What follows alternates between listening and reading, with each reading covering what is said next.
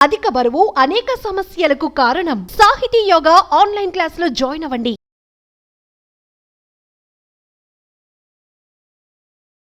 మోకాలు నొప్పులు చాలామందికి ఒక వయసు నుంచి స్టార్ట్ అవుతున్నాయి. ఇది ఎందుకు అవుతున్నాయని ఎన్నో రకాలుగా వాళ్ళు ఊహిస్తారు. కండరాలు పెరిగిపోతున్నాయని ఆ జాయింట్స్ దగ్గర. తర్వాత ఇంకోటి ఏంటంటే వాళ్ళు సరిగ్గా ఇది చేయట్లేదని, తినే ఆహారం అని రకరకాల అపోహలు ఉన్నాయి మోకాలు నొప్పి రావడానికి. ఈ మోకాలు నొప్పులకి సాధ్యమైనంత మటుకు మెయిన్ ఏంటంటే ఆ జాయింట్ దగ్గర ఈజీగా మూవ్ అయిపోయేలా ఉంటే మనకి దొరుకుతుంది. ఆ ఈజీగా మూవ్ అవ్వకుండా గట్టిగా పట్టాలంటే మనకి చిన్నప్పటి నుంచి ఏదో ఒక రకమైన ఈ కాల్షియం ఎక్కువ తినడం, ఫైబర్ ఉన్న ఫుడ్ ఉంటే వెళ్ళిపోద్ది. ఫైబర్ తక్కువ ఉన్న ఫుడ్ ఉంటే కొన్ని ఈ కాల్షియం గింజల్లా తయారయ్యి, కొంత అన్‌డైజెస్టెడ్ ఫుడ్డు అలా చిన్న చిన్న గుండుల్లా తయారయ్యి, అలాగా ఏదైతే ఈ బోన్స్ చుట్టూ ఏమన్నా పట్టుండుంటే అది గట్టిగా పట్టేసి ఆ మోకాలు సరిగ్గా మూవ్‌మెంట్ లేకపోవడం వలన బాగా నొప్పులొచ్చేస్తూ ఉంటాయన్నమాట. ఇంకోటి చాలా మందికేంటంటే సరియైన వాకింగ్ లేకపోయినా, ఎక్సర్‌సైజ్ లేకపోయినా ఒక చోట అలా కూర్చుంటే ఆ మోకాళ్ళు ఆ జాయింట్స్ దగ్గర గట్టిగా బిగుసుకుపోయి జాయింట్ మూవ్‌మెంట్ లేక చాలా నొప్పులొచ్చేస్తూ ఉంటాయి. ఇది మోకాలు నొప్పులతో స్టార్టింగ్. ఈ మోకాలు నొప్పుల్ని కంట్రోల్ చేసుకోవడానికి సాధ్యమైనంత మట్టుకు మంచి ఎక్సర్సైజ్ ఉండాలి. డైలీ ఏదో ఒక రకమైన వాకింగు, లేకపోతే నడవడం గానీ, పెద్దవాళ్ళు తిరగలేమనుకుంటే మెట్లు ఎక్కి 4 సార్లు అటు ఇటు దిగడం గానీ, సరియైన ఎక్సర్సైజ్ మోకాలు మూవ్‌మెంట్ ఉండాలి. అలా కాకుండా ఒకటే చోట కూర్చొని, ఒకటే చోట తింటూ ఉంటే దాంట్లో బిగుసుకుపోతాయి. అయి జాయింట్స్ ఈజీగా మూవ్‌మెంట్ ఉండదు. దానివల్ల మోకాలు నొప్పులు, తర్వాత ఇంకోటేంటంటే కొన్ని డిపాజిట్స్ వస్తూ ఉంటాయి. ఇప్పుడు కాల్షియం అయి పాలెక్కువ తాగేసి, లేదా కాల్షియం టాబ్లెట్స్ కొంతమంది యేసుకుంటూ ఉంటారు. అదేసుకోండి, వైటమిన్ డి తక్కువైంది కాబట్టి కాల్షియం యేసుకోండి అంటారు. ఈ కాల్షియం టాబ్లెట్స్ చాలామంది ఏం చేస్తారంటే ఎప్పుడూ కంటిన్యూయస్‌గా వాడకూడదు. కాల్షియం మనకి ఎంత అవసరమో అంతే చూసుకోవాలి. రక్తంలో ఎంత కాల్షియం ఉంది, ఎంత తక్కువుంది, తక్కువుంటే అది సరిపడడానికి అంత కాల్షియం టాబ్లెట్స్ వాడుకోవాలి. గానీ డాక్టర్ చెప్పారు కదా అని డాక్టర్ ఆపేయమన్నా కూడా వీళ్ళు కాల్షియం మంచిది కదా అని వాడుకుంటూ ఉంటారు. అప్పుడు ఏమైపోద్దంటే ఈ కాల్షియం అంతాను ఈ జాయింట్స్‌లో డిపాజిట్ అయిపోద్ది. అది సన్న సన్నగా ఈటిల కింద డిపాజిట్ అయిపోయి అదేమైపోద్ది, బోన్ మూవ్‌మెంట్ లేకుండా అది కరగనివ్వకుండా, తిరగకుండా చేయడం చాలా ఇదైపోయి వాళ్ళు బోన్ నొప్పి చాలా ఎక్కువైపోయి అదే మోకాలు నొప్పుల కింద స్టార్ట్ అవుద్ది.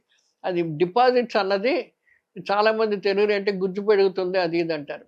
అదేంటి ఇది తిన్న ఆహారంలో ఈ కాల్షియం ఎక్కువగా తిన్నా, తర్వాత కాల్షియం టాబ్లెట్స్ కింద ఎక్కువ వాడినా అదేమైపోద్ది, బోన్ జాయింట్స్ మధ్యలో డిపాజిట్ అయిపోవడం వలన బోన్ మూవ్‌మెంట్ చాలా తగ్గిపోద్ది. చక్కగా జాయింట్స్‌లో ఏంటంటే బోన్స్ బాగా తిరుగుతూ ఉండాలి. ఇప్పుడు చెయ్యి ఎత్తాలంటే చేతి బోనులు రావాలి. మరి బాగా వంట వండుతున్నాం అంటే మోచేయి బోనులు తిరగాలి. అన్నీ ఇలా తిరుగుతూ ప్రతీదీ మూవ్‌మెంట్ ఉండాలి ఆ బోన్స్ దగ్గర. అది ఎక్కడైనా డిపాజిట్లు అందులో పడిపోయినాయి అంటే అది గట్టి పడిపోయి ఆ బోన్ మూవ్‌మెంట్ లేకపోతే చాలా నొప్పులొచ్చేస్తాయి. చాలా బాధలు పడుతూ ఉంటారు. దాన్ని ఒక రకమైన ఆర్థరైటిస్ అంటారు. సో, అలా లేకుండా సాధ్యమైనంత మట్టుకు బోన్ జాయింట్స్‌ని మెయింటైన్ చేసుకోవడానికి నీరు ఎక్కువ తాగాలి. ఇప్పుడు చాలా మందికి వైటమిన్ డికి కాల్షియం వాడమంటారు. కాల్షియంకి వైటమిన్ డి వాడమంటారు. ఈ కాల్షియం రిచ్ ఫుడ్స్ వాడొచ్చు గానీ, కాల్షియం టాబ్లెట్స్ ఎక్కువ వాడడం మంచిది కాదు. అది మనకి ఎంత అవసరమో అంతే తీసుకోవాలి. వారానికి ఒకటి 4 వారాలు తినమంటే అంతే. అయ్యో! 4 వారాలు తిన్నారు, మనం 8 వారాలు వేసుకుందాం మంచిది కదా కాల్షియం అనుకుంటారు.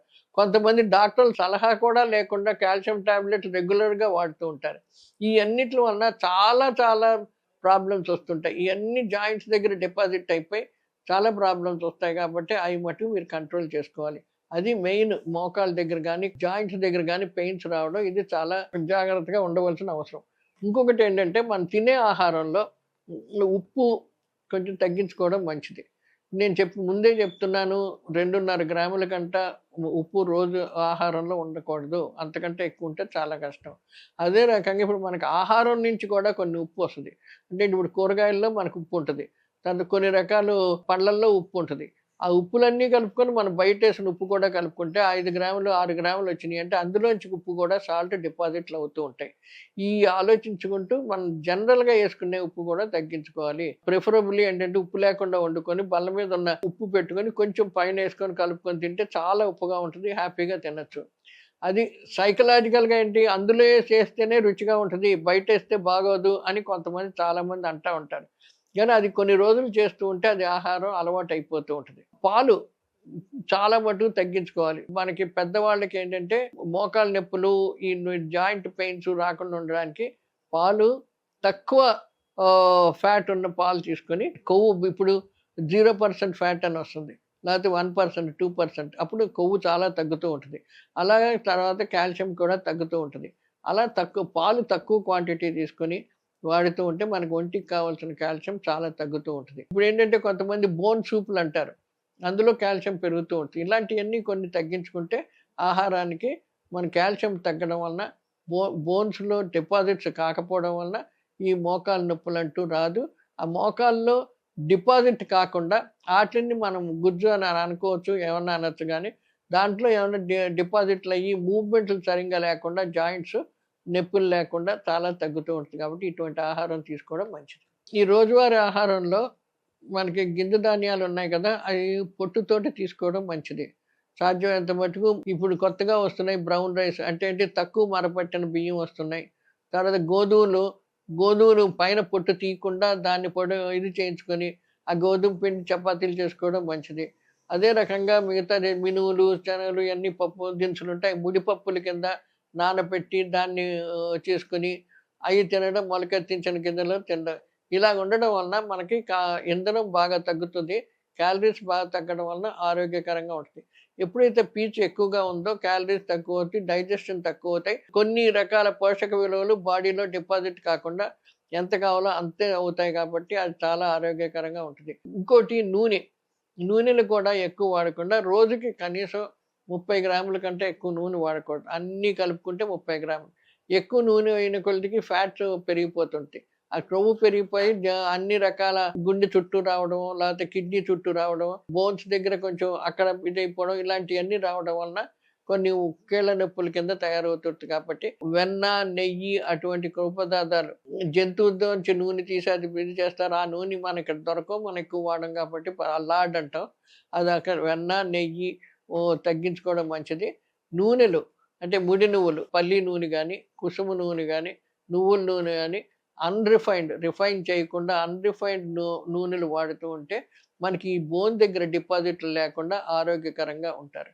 ఇయన్నీ జాగ్రత్తగా నియమాలు పడుతూ ఉంటే మనకి ఈ జాయింట్ నొప్స్ ఉండవు. వీటి దగ్గర ఈ డిపాజిట్లు పెరిగి తర్వాత కీళ్ళ నొప్పుల కింద వచ్చి వాళ్ళు నడక ఆట్లికి చాలా కష్టమైపోతే ఇయన్నీ తగ్గించుకోవడం అవకాశం ఉంటుందండి.